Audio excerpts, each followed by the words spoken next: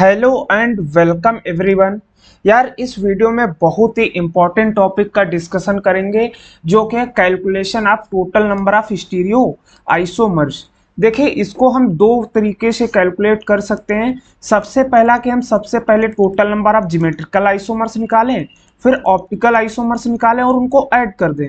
But यार JEE के exam में हमारे पास इतना टाइम नहीं रहता है कि मैं अलग अलग सबके फार्मूला लगा के कैलकुलेट करने बैठूं। तो उससे बेस्ट तरीका है कि हम total number of stereogenic centre निकाल लें और हमारा काम हो जाए जैसे ही फार्मूला अप्लाई करें। तो इसलिए हम थोड़ा स्टीरियोजेनिक सेंटर के बारे में बात कर लेते हैं कि इसको कैलकुलेट कैसे करेंगे। डेफिनेशन हम नहीं बताने वाले हैं, सिर्फ कैलकुलेशन बताएंगे। देखिए किसी कंपाउंड में जितने number of chiral atom present होंगे उतने नंबर ऑफ हम स्टीरियोजेनिक सेंटर कैलकुलेट करेंगे। ठीक। सेकंड, जितने number of geometrical isomers present होंगे किसी कंपाउंड में उतने हम स्टीरियोजेनिक सेंटर इंक्लूड करेंगे। और इसको अभी हम एग्जांपल के थ्रू देखने वाले हैं। देखिए जैसे यहाँ पर एग्जांपल दे रखा है, इस एग्जाम्पल में देखिए क्या यहाँ कोई कायरल एटम है? आंसर इज नो, क्योंकि इसके पास तो 3 हाइड्रोजन है, ये sp2 है। यहाँ पर देखें तो हमें ज्योमेट्रिकल आइसोमर्स दिख रहा है। तो हम आशा करते हैं कि आपको ज्योमेट्रिकल आइसोमर्स और कायरल सेंटर निकालना आता होगा। तो यहाँ एक ज्योमेट्रिकल आइसोमर्स है, यानी कि यहाँ SGC कितना हो जाएगा? Stereogenic centre 1। उसके बाद अगले केस में सबसे पहले हम कायरल देखेंगे, क्या ये कायरल है? Answer is no. यहाँ चारों एटम डिफरेंट है, ये कायरल है, ये भी कायरल है, ये sp2 है, कायरल की बात ही नहीं करेंगे। बट यहाँ अगर देखें तो सारे एटम अलग हैं और ज्योमेट्रिकल आइसोमर शो कर रहा है, यानी कि 2 chiral atom plus 1 geometrical isomers, यानी टोटल SGC यहाँ 3 हो जाएंगे। अगले केस में अगर हम लोग बात करें तो यहाँ ध्यान से देखिए, ये तो कायरल नहीं शो करेगा बट ये करेगा। यहाँ पर ध्यान से देखिए, ये ज्योमेट्रिकल आइसोमर्स तो शो नहीं करेगा क्योंकि even number of double bond present है, तो ये ऑप्टिकल आइसोमर शो करेगा। यानी ये 2 फॉर्म में एग्जिस्ट कर सकता है, एक डी फॉर्म एंड एक एल फॉर्म। तो अगर कहीं पर भी even number of double bond आ जाएं तो हमेशा उसको एक स्टीरियोजेनिक सेंटर काउंट करते हैं। तो यहाँ पर अगर बात करें, एक कायरल एटम एक स्टीरियोजेनिक सेंटर, यानी टोटल स्टीरियोजेनिक सेंटर कितने हो जाएंगे? 2। अगले एग्जांपल में एक ये कायरल एटम होगा, यहां पर ध्यान से देखिए odd number of pi bond present है, यानी कि ये ज्योमेट्रिकल आइसोमर शो करेगा। अब आप एक गलती मत कर देना कि इस वाले को अलग ज्योमेट्रिकल कंसीडर करना, इसको अलग करना, ऐसा मत करना। तो आपको पूरा एक ज्योमेट्रिकल आइसोमर कंसीडर करना है। तो यहाँ टोटल नंबर ऑफ अगर SGC की बात करें तो एक यहाँ पर है, एक यहाँ, यानी 2 SGC यहाँ पर होंगे। उसके बाद स्पेशल केस इसमें 1-2 आ जाते हैं, वो मैं आपको यहीं पे बता देता हूँ। जैसे आप अगर साइक्लिक रिंग में बात करें, यहाँ पर अगर यहाँ आपको दे रखा है तो इसमें हमें SGC काउंट करने होंगे। तो अगर ध्यान से देखें साइक्लिक है तो ये क्या शो कर सकता है? GI, ये वाला ज्योमेट्रिकल आइसोमर शो कर सकता है। बट अगर कायरल सेंटर के पॉइंट ऑफ व्यू से देखें तो यहाँ एक कायरल है, यहाँ एक कायरल है। तो इसमें आप ये याद रखिएगा, अगर किसी साइक्लिक कंपाउंड में कायरल सेंटर प्रेजेंट है तो हम उसमें GI कंसीडर नहीं करेंगे।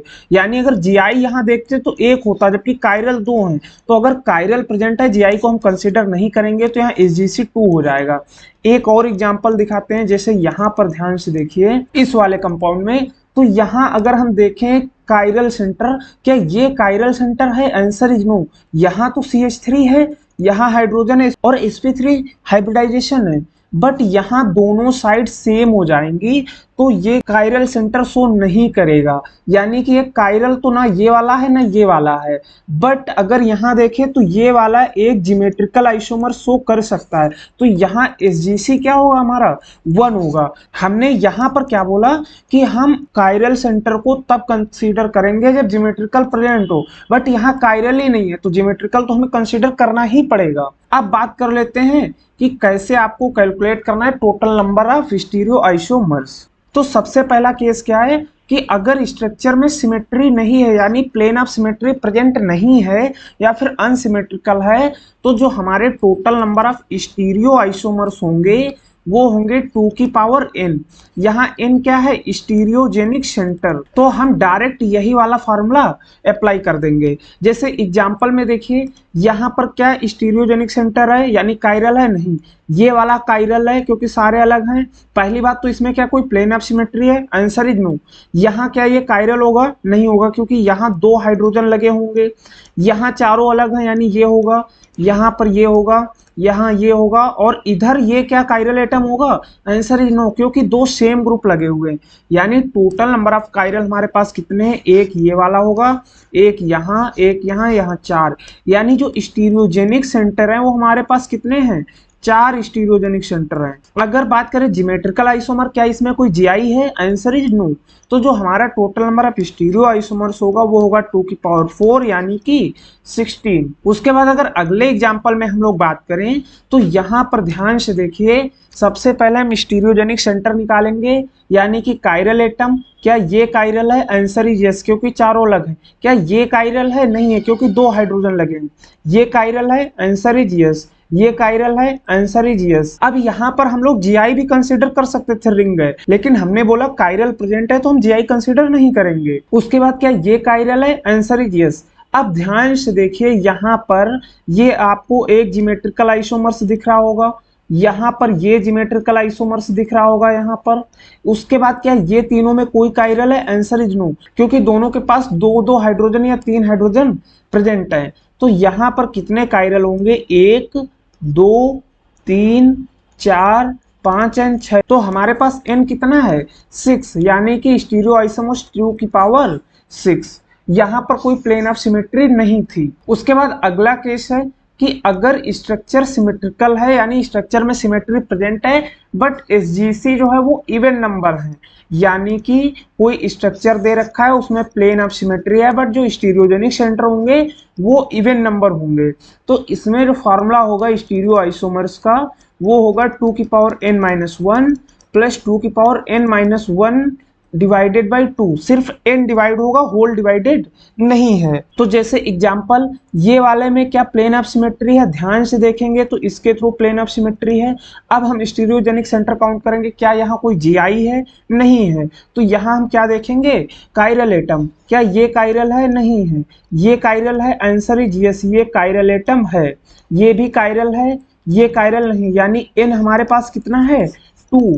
तो स्टीरियोजेनिक सेंटर क्या होगा, 2 की पावर 2-1 प्लस 2 की पावर 2/2 -1, यानी कि ये कितना हो जाएगा, 2, ये 1, यानी कि टोटल स्टीरियो आइसोमर्स हमारे 3 हो जाएंगे। उसके बाद अगले एग्जांपल में अगर हम लोग बात करें तो यहाँ पर ध्यान से देखिए, यहाँ पर इस प्लेन के थ्रू अगर हम लोग देखेंगे तो एक प्लेन ऑफ सिमेट्री प्रेजेंट है। अगर प्लेन ऑफ सिमेट्री प्रेजेंट है तो हम क्या देखेंगे, कायरल सेंटर। क्या ये कायरल है, नहीं है, क्योंकि यहाँ हाइड्रोजन प्रेजेंट होंगे। क्या ये कायरल है, यस, क्योंकि यहाँ तीनों एटम चारों एटम अलग होंगे। ये भी कायरल है, ये भी कायरल है, ये भी कायरल है। तो n यहाँ पर क्या है, हमारा 4 है, यानी कि इवन नंबर है। और अगर इवन नंबर दिया हुआ है तो हमारा क्या होगा, 2 की पावर n-1 प्लस 2 की पावर n/2 -1, यानी कि 2 की पावर 3 प्लस 2 की पावर 1। ठीक है। उसके बाद अगले केस में अगर हम लोग बात करें तो यहाँ क्या है, अगर सिमेट्री प्रेजेंट है बट जो आपका एसजीसी है वो ऑड नंबर्स है, तो हम कैसे देखेंगे, तो जो स्टीरियो आइसोमर्स का फॉर्मूला होगा वो 2 की पावर n-1 प्लस 2 की पावर n-1 डिवाइडेड बाई 2। जब एसजीसी इवन था तो n/2 था, लेकिन ऑड में टोटल n-1/2 होगा। जैसे एग्जांपल यहाँ अगर बात करें CHO है NH2, क्या यहाँ पर प्लेन ऑफ सिमेट्री प्रेजेंट है, हाँ प्रेजेंट है। अगर हम इस प्लेन के थ्रू देखेंगे, यहाँ मिरर रख देंगे, तो अब हम क्या कैलकुलेट करेंगे, SGC। तो यानी कि यहाँ ध्यान से देखिए, ये एक कायरल है, ये कायरल है और ये कायरल है। तो हमारे पास n कितना हो गया, 3। सिमेट्री भी है, n ऑड नंबर है, तो हमारे पास स्टीरियोजेनिक सेंटर क्या होगा, 2 की पावर n-1 यानी कि 2 की पावर 2 प्लस 2 की पावर 1। यही क्या हो जाएगा हमारा फाइनल आंसर। तो यार अगर वीडियो अच्छा लगा, चीजें समझ में आई तो चैनल को सब्सक्राइब जरूर कीजिएगा।